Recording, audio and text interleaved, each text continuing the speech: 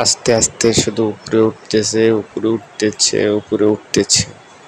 আমার ততই ভয় লেগে যাচ্ছে। জানি না কি থেকে কি হয়ে যায়। পাশের সিটে একজন বসে আছে, বারবার বলতেছে, ভাই নিচের দিকে তাকাবেন না, সাইডটা তাকাবেন না, আপনি চুপ করে বসে থাকুন।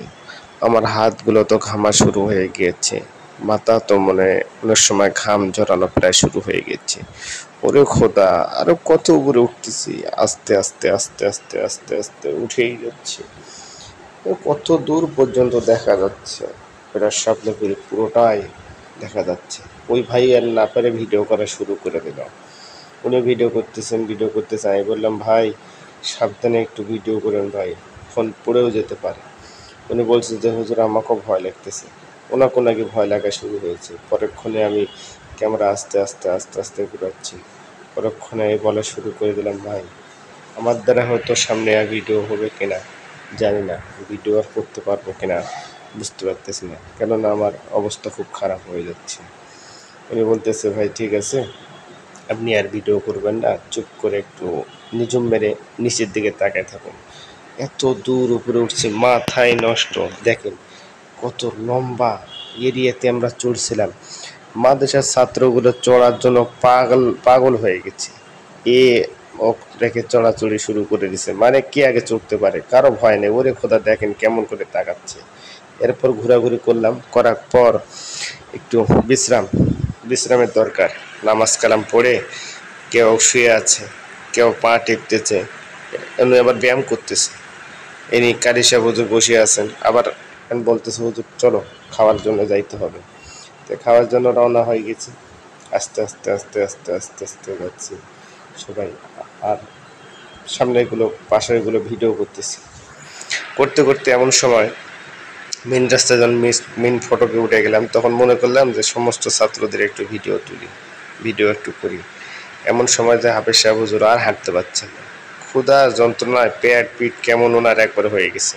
আর আমি তো সামনেও ভিডিও করতে পারতেছি না, কেননা হুজুর আমার সামনে আছে। এমন সময় যদি ভিডিও করি, ওস্তাদ যদি দেখে ফেলে তাহলে তো অবস্থা খারাপ। এর জন্য আস্তে আস্তে পিছনে পিছনে ভিডিও করতেছে, যাচ্ছি আস্তে আস্তে ভিডিও করে যাচ্ছি। যাইতে যাইতে মনে করলাম যে আর একটু পুকুরটা উঠাই, পরে ভিডিও করতে পারবো কি পারবো না। পুকুরটা উঠানো শুরু করে দিলাম, পুকুরটা উঠালাম। ওঠানোর পর শাপলা ফুল, বিভিন্ন ফুল দেখা যাচ্ছে। এক ছেলে সাইকেল আবার চালায়, কি সুন্দর যাচ্ছে, আরে মজা রে। তো যাই হোক, আমরা ভিডিও করতেছিলাম।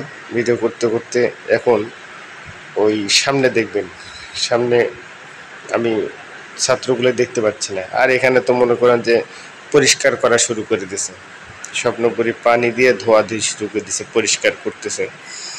করতে করতে এমন সময় আমি তো যতই আর কি পা উঁচু করে একটু লম্বা করে হাঁটার চেষ্টা করছি, কিন্তু হচ্ছে না। এর পরেক্ষণে আমরা এই পাশ দিয়ে চলা শুরু করে দিলাম। চলতে চলতে এখন এক একজন এক এক কথা বলছে, এখানে এত সুন্দর ঘর, বিশাল এক ঘর, দেখেন কত সুন্দর মডেলিং ঘরগুলো, এক একজন এক এক রকম কায়দায় দেখতেছে। তার মাঝে হাফেজ সাহেব হুজুর চিন্তা করতেছে, যদি এরকম একটা ঘর নিতে পারতাম। দেখেন উনি সামনে যে একটা ঘর নেওয়ার চিন্তা ভাবনা করে বাইরে, সামনে উনি কত সুন্দর করে দেখতেছে, মানে আজ বলতেছে মনে মনে হয়তো যে একটা ঘর অঙ্কের নেওয়ার দরকার, বানানোর দরকার। তো উনি নিজের বিশ্রামগার মনে করে একটু হয়তো যাইতে চাইছিলেন, কিন্তু যাইতে পারলেন না। যাই হোক, আবার সামনের দিকে আমরা যাচ্ছি, কত সুন্দর করে হুজুর সহ সবাই দেখতেছে। আর আমি তো পালিয়ে পালিয়ে লুকে লুকে ভিডিও করতেছি। ওই হাফেজ সাহেব হুজুর দেখেন কেমন করে দেখতেছে, ওনার দেখার ভাবগতি আলাদা।